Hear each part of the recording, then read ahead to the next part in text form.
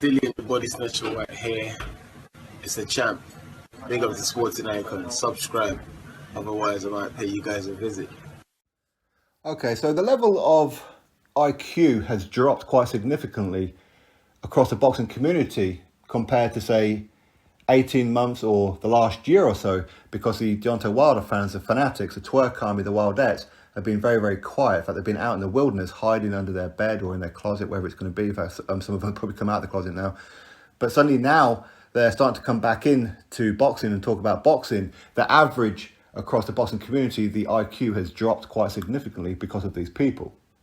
And what I mean by that is that the same old narrative seems to be continued, where I'm seeing quite a lot of comments saying how Deontay Wilder is the biggest puncher in the history of the heavyweight division. Now, I do have to ask them what they're basing that on. Are they basing it on the fact that they've heard other people say it? Is that what they're basing it on? Are they basing it on the fact that the twerk army, the uploaders, the YouTubers here, who are fanatical fans of Deontay Wilder, have said it? Are they saying it because Wilder has said he's the biggest puncher in the history of the heavyweight division? Is that what they're basing it all on? Are they basing it on the fact that Tyson Fury said that Wilder is the biggest puncher in the history of the heavyweight division? I mean, again, with Tyson Fury, you have to ask, why is he saying that? Makes his win look a little bit better, doesn't it? But again, if we're going to believe everything that Tyson Fury says, once so long ago, he was saying how Vladimir Klitschko is the biggest puncher, is a bigger puncher than Deontay Wilder. Obviously, he's fought both of these guys, so of course he would know firsthand. And the fact that Vladimir Klitschko has knocked out better opposition than Deontay Wilder.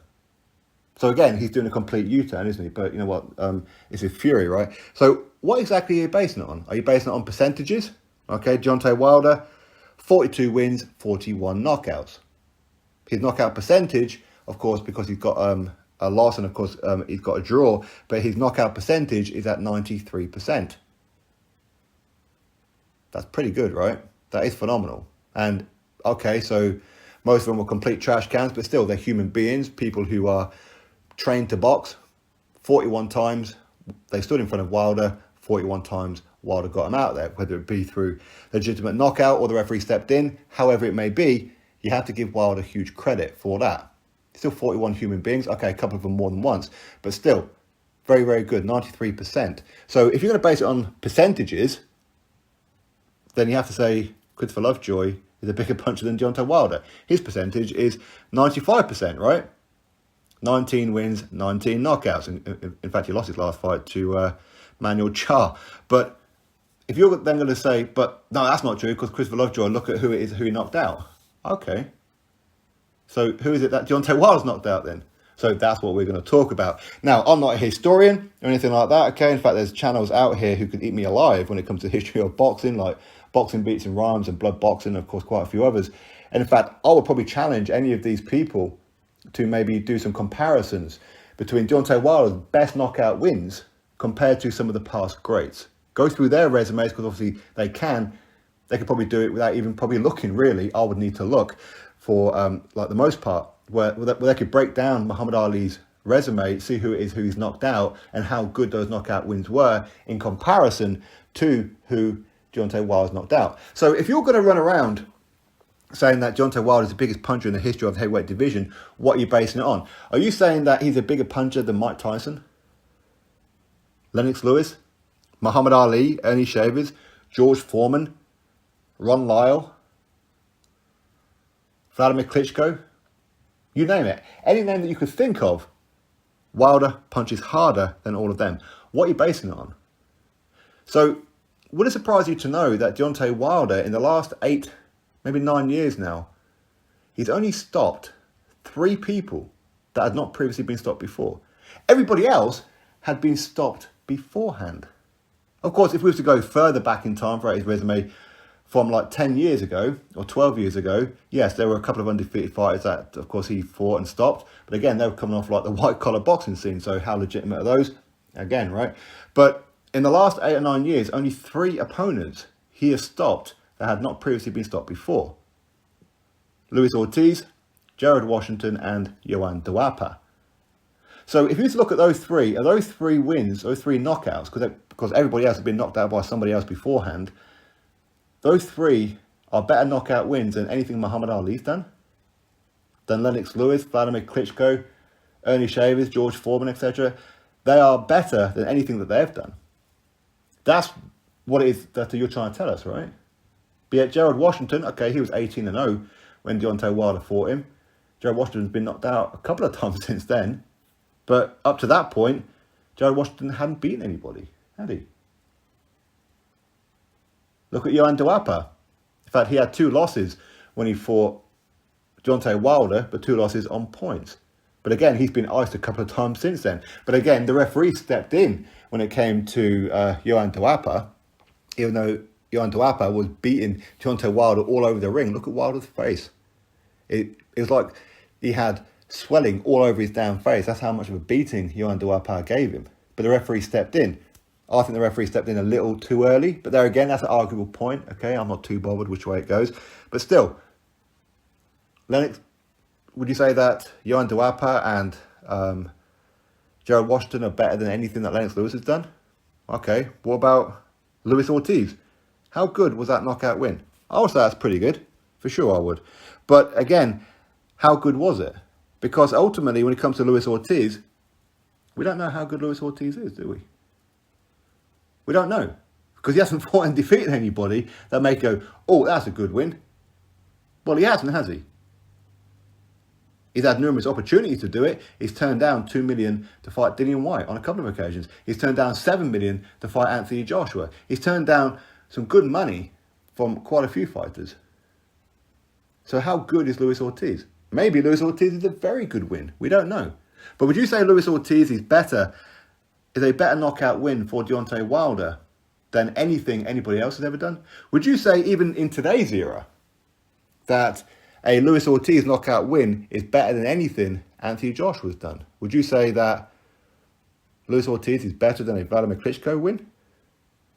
It's better than a Alexander Povetkin knockout win? Better than a Kubrat Pulev knockout win? Would you favour Luis Ortiz to defeat all of those? Would you? Probably not, right? Not if you had any kind of sense. I mean, maybe Pulev, maybe. What about the fact that Dillian Whyte got knocked out by Anthony Joshua? Would you say Luis Ortiz is better than Dillian Whyte? No, you certainly wouldn't, or you certainly shouldn't. Again, let's look at Dillian Whyte. He's got knockout wins against Povetkin. Yes, of course, he did get knocked out himself, but he does have a knockout win over Povetkin. He's got a knockout win over Derek Chisora. Would you say Luis Ortiz would beat Derek Chisora and would beat a Alexander Povetkin? Would you? So again, we're just talking about today's era. Imagine the past. Lennox Lewis. Look at the knockout wins he's got. Evander Holyfield. Riddick Bowe. Mike Tyson. You don't have to go too far back to look at some good fighters with some good knockout wins. And you're saying that a Luis Ortiz win is better than anything that they've done? Don't you think that Wilder's knockout power is a little overrated? Don't you think?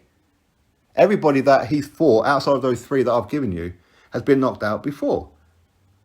Dominic Brazil got knocked out by Anthony Joshua. In fact, it was only yesterday somebody said to me in the comment section that, well, we know Deontay Wilder is better than Anthony Joshua because he knocked out Dominic Brazil quicker than Anthony Joshua did.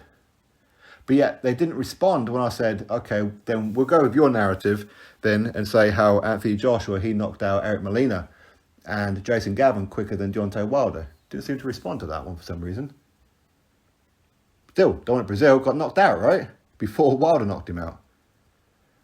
Bermane Stiverne got knocked out before Deontay Wilder knocked him out. Bermane Stiverne got knocked out by a gatekeeper, journeyman, somebody King, I forgot his name. But Bermane Stiverne got knocked out. Chris Arreola, he got knocked out before he fought Deontay Wilder by Bermane Stiverne. In fact, I think he got knocked out by somebody else as well. Arthur Spilker, before him getting knocked out by Deontay Wilder, he got knocked out by, I think it was it Bryant Jennings? I want to say Bryant Jennings knocked him out. Malik Scott. Well, Derek Chisora knocked out Malik Scott before Deontay Wilder did it. Audley Harrison been knocked out numerous times before Deontay Wilder got there. So did Nikolai Ferber, so did Sergey Lakovic, so did quite a few other fighters. Jason Gavin and that especially. So how confident are you that Wilder is a bigger puncher than anybody in the history of the heavyweight division? What are you basing on? Who has Deontay Wilder knocked out that would prove it's better than anybody that anybody else has knocked out beforehand? For me, he's a talking point for a top 25. Not number one. Not even close to being a number one. And I know people may say, but he knocked out Tyson Fury. Well, he didn't, did he? Because Tyson Fury got up. The fight continued, and then he put it on Wilder and beat him up for the remainder of the round. This is a Tyson Fury who hadn't had a real fight in over 3 years. A Tyson Fury who was still flabby and out of shape, uncoordinated, ring rusty, got up off the canvas in round number 12. An exhausted Tyson Fury got up and beat up Deontay Wilder. So how big power is Deontay Wilder anyway? But again, Tyson Fury, not exactly known as having the best chin in the business, is he? This is a guy who was on Bambi legs against Otto Wallin in the final round. And he was, sorry, Fury fans, but he was. This is a Tyson Fury who got dropped by Steve Cunningham, who got dropped by Nevin Pajic. That's why his defensive skills are very, very good now, because Peter Fury recognised this, which is why he's so defensively sound now. That's the truth of it. Anyway, we could continue, but as I said, I think that, other YouTubers like Boxing Beats and Rhymes and Blood Box and a couple of others could break down the historical resume of quite a few fighters and point out numerous opponents that are better than anything Deontay Wilder's knocked out to prove that Wilder is not as big a puncher as a Muhammad Ali and quite a few others. But anyway, my thoughts, you drop me yours, click thumbs up, subscribe, catch you on the next video.